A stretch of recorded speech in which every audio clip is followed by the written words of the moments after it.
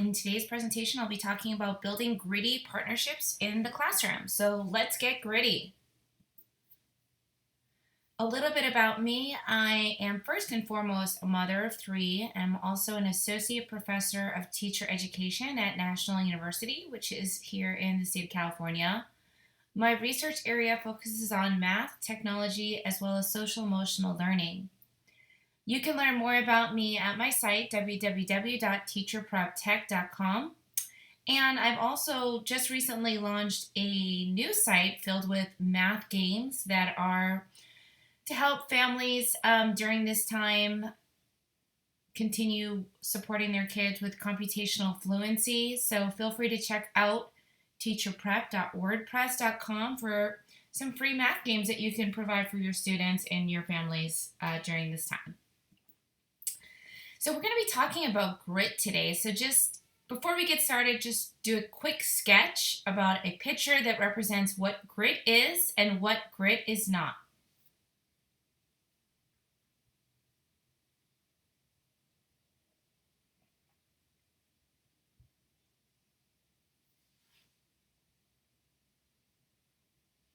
All right, so now that you've done your quick sketch, feel free to add to your drawing throughout the presentation when we're talking about grit, looking what it is, and then I'll be sharing my top 10 strategies for fostering grit in the classroom. And if you like sketching and you like drawing, you might want to check out Sylvia Ducksworth, who has a collection of strategies called sketch notes, which helps foster visual learning and recall for students in the area of note taking. So when we talk about grit, most of the resources and ideas that I'll be sharing with you today is based on Dr. Lila Singuris's work in her book, which is entitled Grit in the Classroom, Building Perseverance for Excellence in Today's Students. If you click on the photo of Dr. Singuris, you'll actually get to listen to a podcast I conducted with her a few months ago, asking her to kind of just unpack grit and share with us some specific strategies across the grade span. She's also coming out with a new book that's specifically for parents and helping parents consider building grit with their kids. So it really is about a partnership between you, the students, and the parents, as well as your administration and your colleagues at your school site. It takes a full community to really support students in grit. We're in very gritty times, and grit is just part of human nature.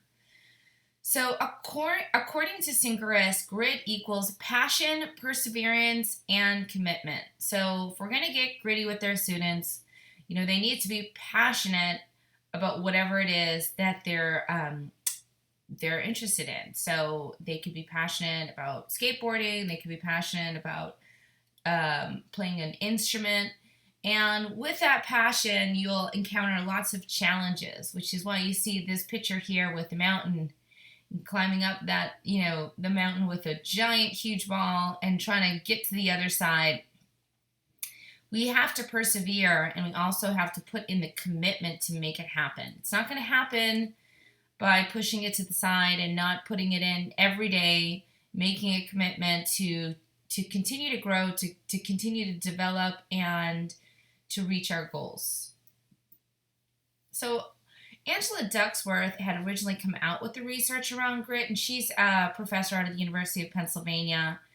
And according to Ducksworth, she says grit is living life like a marathon, not a sprint. So what she means by this, in terms of life being like a marathon, is that it's really not about just getting to the end. It's about what we learned throughout the process, how we continue to strive and challenge ourselves, because it's not a sprint. It's really that 26.2, challenge that we have to get up and train for every single day. And for those of you that have run marathons, you know this. It's not a one and done thing. It's something that you take months and months to build up to. So that's really what the perseverance is all about. Those are the building blocks and practice. So I selected this particular photo of what grit is because if you think about, the salmon, that it's just kind of in their DNA to swim upstream every year and lay their eggs no matter what adversity they face, including, not making it. But really encapsulates what grit is. It's not giving up when you want to and sticking with your goals no matter the challenges you face. And I'm sure you've heard of the catchphrase stick to itedness. Well, I would say that, these salmon definitely have that. It's in their DNA. And I would say it's also in our DNA as humans to really, persevere through challenges, to kind of have difficulties in our lives and have to work through them no matter what. It's really not about being a good or a bad person. It's about, challenge and adversity being part of life. Another example is when we see something, like this rose here, growing through the concrete, persevering no matter what, even through something that seems quite impossible, it's still able to do that. And I love this image for me because when I think about the grit in my life, it seems that, it's really hard, it's challenging times, but at the end, when I can look back, something always beautiful comes out of it. I grow as a person, I develop more a keen awareness of life and who I am and the kind of person I want to be actually comes into being. So here's an example of grit, and our kids are pretty gritty. I think we don't give them enough credit when it comes to grit, because when kids want to do something, they will do it no matter what. No matter if they fall or get hurt, they have their mind on it, they will achieve it. And really, this comes with everything that we try to do. So when you're talking to your students about grit and what it is, it's really important to kind of frame it in a context that they're familiar with, whether it's learning how to skateboard or snowboard or, riding a bike for the first time, or I know I have a first grader and I always think about learning how to read. I mean, that requires so much grit. It's such a challenge to master all of those sounds and spellings and to practice every day so that you become a fluent reader. So some examples of grit in my life. And what grit is not is it's not just something determined by your IQ level and your previous achievements. And I'm sure we've all heard the story of Albert Einstein and how he failed out of school and then struggled as a learner, but yet he achieved so much. He never gave up. He continued to work. He continued to develop his ideas and bring them into fruition. So according to Robin Sharma, who is a famous rock climber, he says, your I can is more important than your IQ. So just believing in yourself and setting goals, setting intentions will help you achieve everything that you set out to accomplish. So grit is not easy, right? We've talked about that. It's not about giving up and it's not about compliance. So just doing what you're told. And we see here, he's just like, I'm done with the skateboard. So according to Sanguris in her book, perseverance is not to be confused with compliance. Students who complete their assignment out of compliance are not going to become gritty. They are developing a passion, and they won't persevere when things get tough. So you probably have students in your class that, they do exactly what you tell them to do, and that works for them. But they're really not becoming gritty people or experiencing any type of disequilibrium in their work, which would allow them to persevere when they do have a challenging tasks. And interesting, I was reading research that kids today have an increased amount of anxiety and stressors in their life. So all of these mental kind of schemas that are in kids' lives are created because of this insecurity that they're feeling. So We can build challenging tasks that will build their confidence and will allow them to experience grit. And by doing so, kids will know, they will understand that challenge is part of life. I'm not always going to get an award. I'm not always going to be number one. Sometimes things don't work out the way that, I planned. But I have to learn from that. I have to think about what I can do, how I can continue to develop as a person. So we don't want to just give our kids the answers. We don't want to just give them the hoop to jump through and tell them exactly how to get there. And as a math teacher, we want to promote what we call productive struggle. We want them to struggle and be productive and not just give them the answers, but give them an understanding. And that happens when we provide tasks for students that allow them to be challenged. So let's talk about some top 10 ways to get gritty in your practice. So here's a picture of me when I started teaching back in 1999. I was a first grade teacher in South Los Angeles. Very gritty times for me. I had never taught before. I was a technical writer, worked in computers, and really wanted to work with kids. And it was a huge personal leap to have to go into a credential program. And, after school every day, I was going to classes till 10 p.m. at night and then plan lessons, and just some really gritty times, lots of challenge and lots of perseverance. And I did it because I was passionate about teaching and I wanted to become a credentialed teacher. And that whole experience really just kind of brought me into continuing my education and eventually getting my doctorate at USC in 2009. But grit is very personal, so we can't really talk about grit in a silo without really making that personal connection. So make sure that you're sharing stories of grit and asking students about theirs. Grit is also modeled. So here's a picture of my grandmother. She's 91 years old.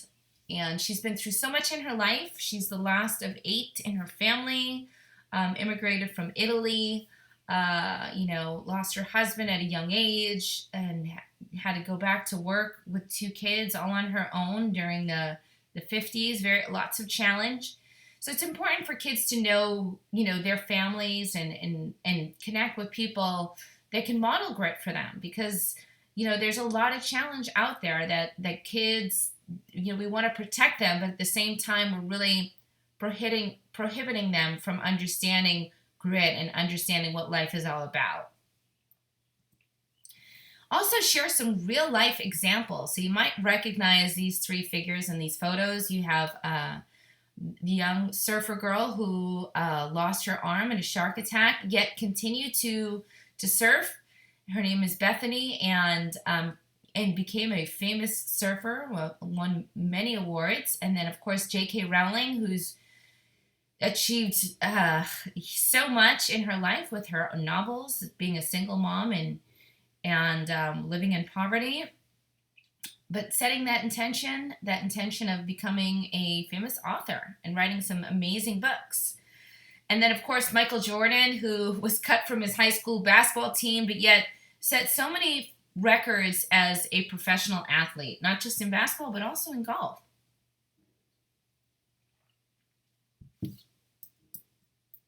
So grit is experience. And so when you're thinking about, these gritty experiences that we can create for our students, think about what you can actually have them physically do. And this was my kiddos last summer. We went home to visit grandma.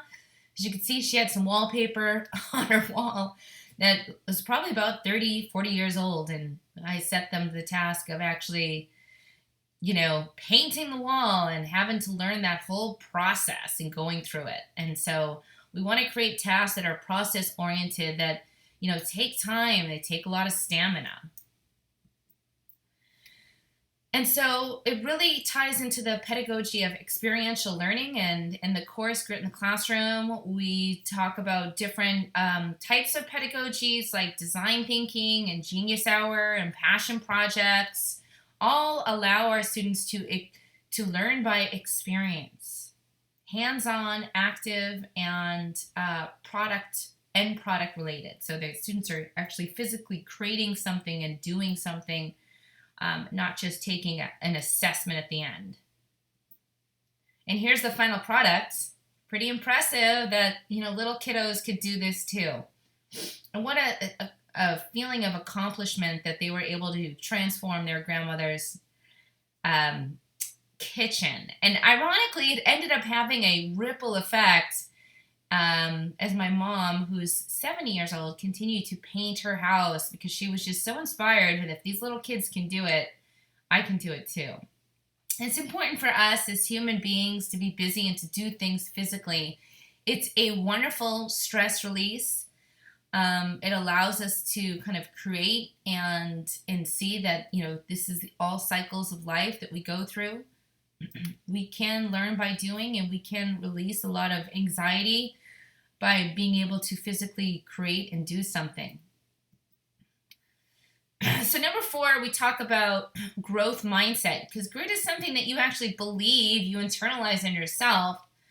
So this comes out of the work of Carol Dweck, who is professor at Stanford, and she wrote a book that you're probably familiar with about growth mindset.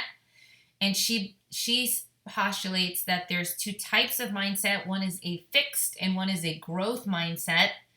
And so that fixed mindset is, I can't do this. This is too hard. I give up.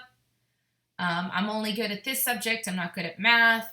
We've heard these messages, these tapes that we play in our head.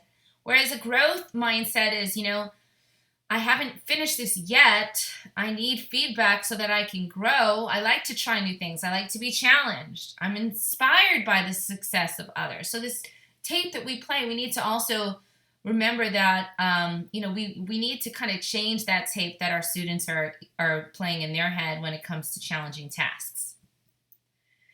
So just to piggyback on that, there's a lot of research suggesting that our beliefs influence our outcomes. So it's not just about setting goals, but it's about how we approach our goals, how we approach a challenge, how we overcome roadblocks, and how we develop a growth mindset in the classroom. It really is about having those relationships with our kiddos so that they want to learn from us. You can't teach someone that they don't like you. So make sure that you're having really positive relationship with your students. Help your students feel seen and what that means in terms of acknowledging who they are and giving them, your time, listening to them. Using laughter and humor in your classroom practice is also really important because it just kind of lowers the anxiety that students are feeling. And there's a lot of different strategies that Carol's work talks about in terms of what the growth mindset looks like in the classroom. So feedback and giving them a lot of positive reinforcement. And if you're a math teacher out there, definitely check out Joe Bowler's work on growth mindset in the math classroom and how you can position math tasks to really challenge your students, get them to persevere, but also develop a love of learning math. So we're going to watch this quick video from Will Smith because he talks about failure, because part of grit is, motivating our learners to want to persevere. I love this one. Fail early, fail often, fail forward. It's always a little bit frustrating to me when people have a negative relationship with failure.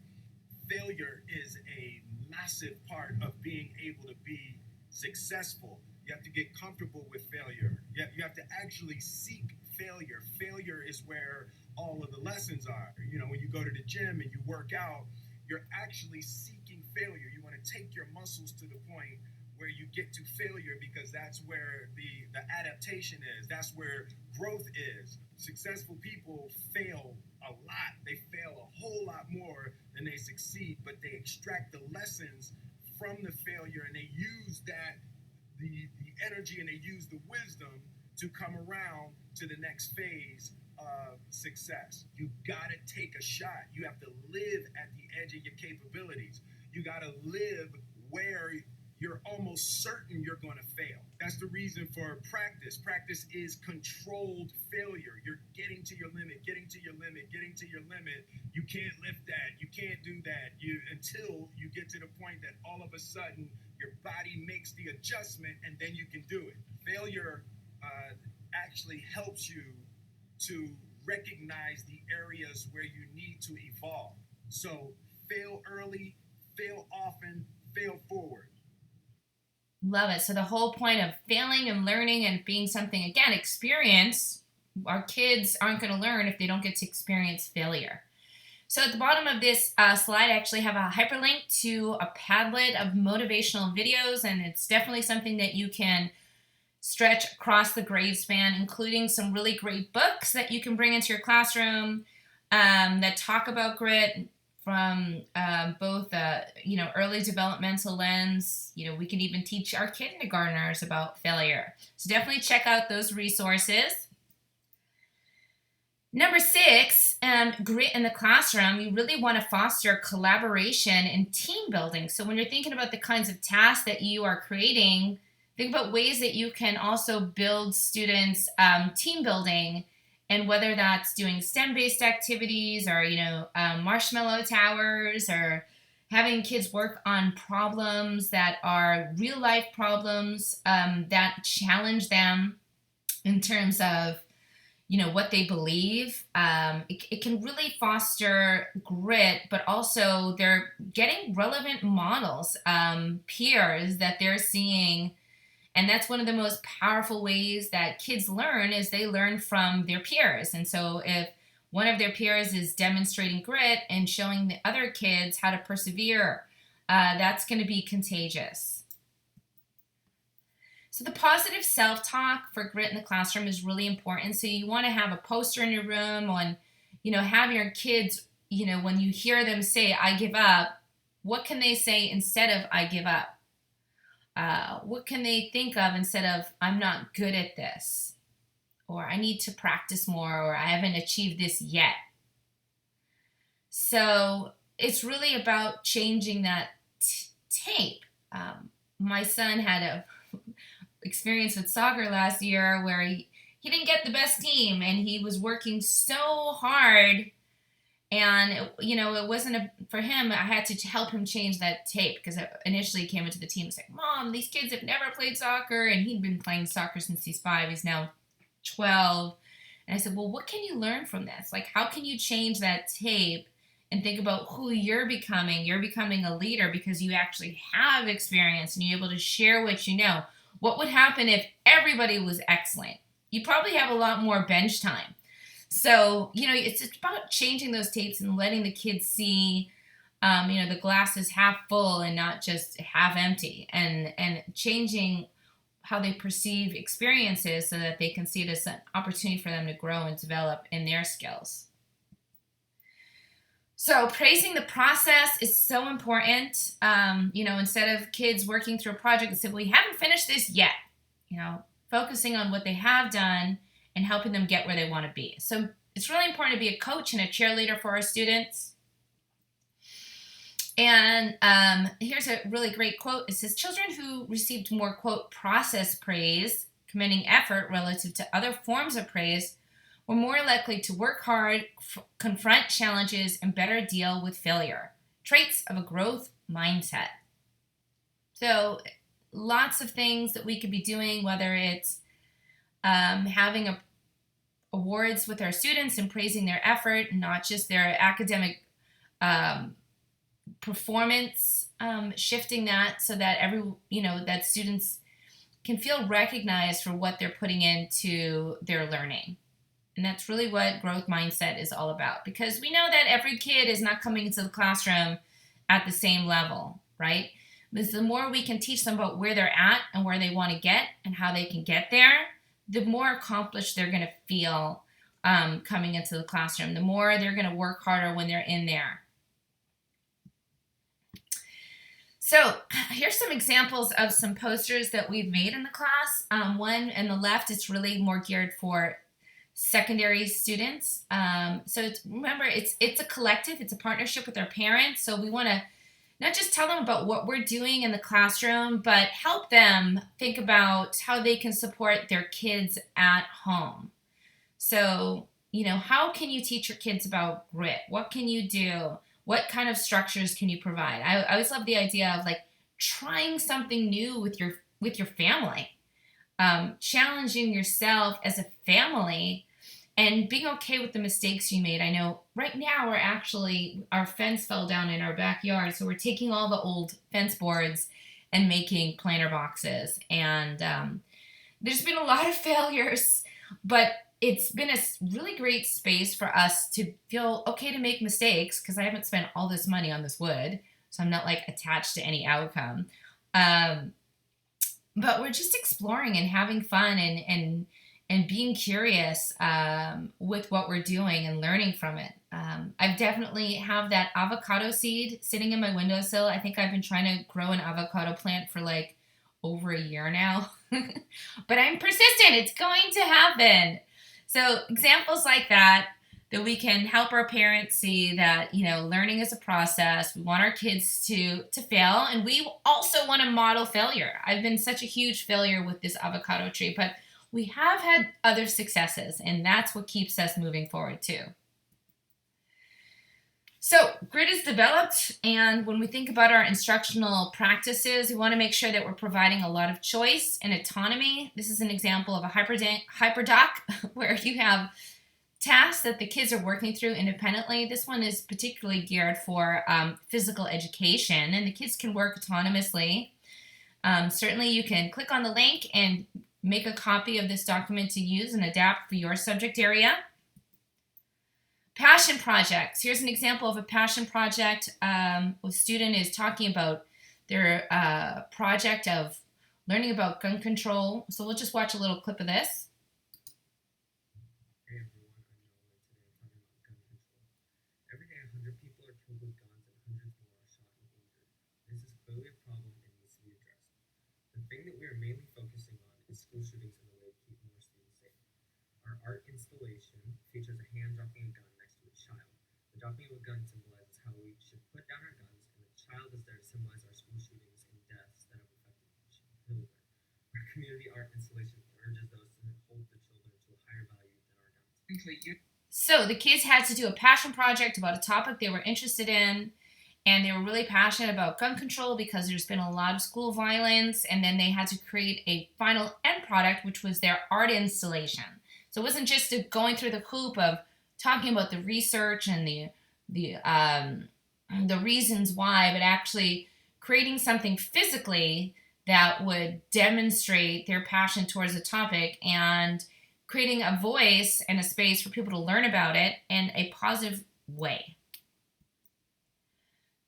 Here's another example. Was a social studies teacher did a battle research project, and the students had to make an end product of creating an infographic about one of the battles. So a lot of choice and autonomy.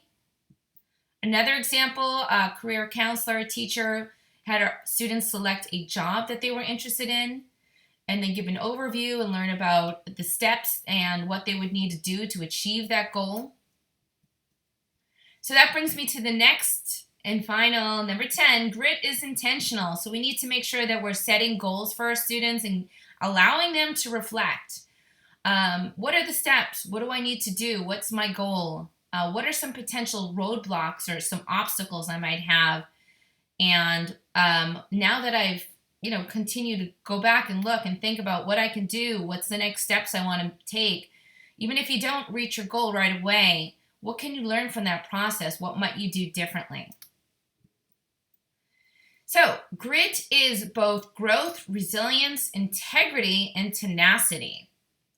Make sure you're sharing an experience of how you supported students to persevere in your class and what you did. Remember, with grit, there's no shortcuts. It's your grit that keeps you coming back each day. Some additional examples of how you can show grit in your classroom. And finally, if you want to see how gritty you are, you might actually take Angela Duckworth's gritty assessment, or have your students self-assess their grit and then set goals based on their assessment. Well, thank you so much for joining me in this presentation on grit in the classroom. My name is Dr. Patricia Dickenson, and I look forward to hearing your responses and ideas about this presentation.